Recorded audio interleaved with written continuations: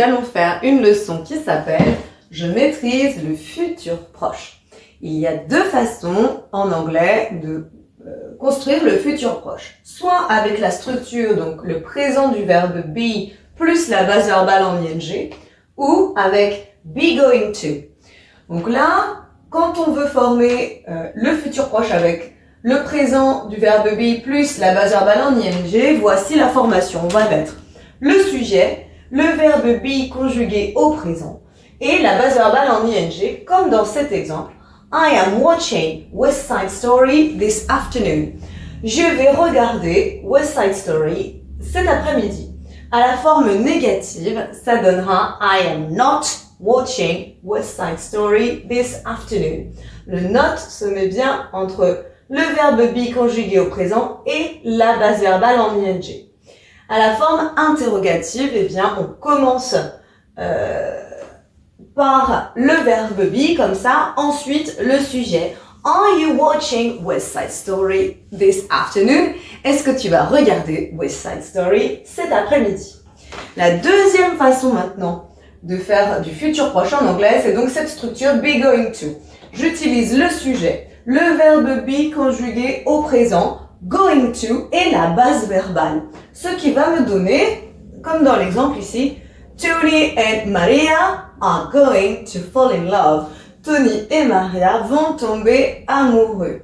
À la forme négative, le not se mettra ici entre le verbe be conjugué et la forme comme ça de going to. Tony is not going to survive. Tony ne va pas survivre. Et enfin, à la forme interrogative, on commence par le verbe be conjugué, le sujet, going to. Is Tony going to survive? Est-ce que Tony va survivre? Let's practice now. Pour voir si tu as bien saisi, eh bien, voici des phrases à trous. Il va falloir remplir les phrases ici avec is going to tell, are not coming, are going to fight, is meeting, are deciding. Are you ready? Let's go. The Jets and the Sharks. Qu'est-ce qu'ils peuvent faire? Are going to fight. En effet, ici, c'est bien mon verbe au pluriel. Mon sujet, c'est les Jets et les Sharks. Donc là, c'est bien mon be. Et après, hop, ils vont se battre. Donc, are going to fight. Tony and Maria to escape together. Je fais encore une fois attention à mon sujet, c'est qui est un sujet pluriel. Alors, je vois qu'il me reste ça ou ça. Là, ça ne va pas. Are deciding to escape together. Ça marche là. Ils vont décider de partir ensemble. Ou ils décident de partir ensemble. Tony quoi? Maria in secret. Tony is meeting Maria in secret. Anita. Them a lie. A lie, un mensonge.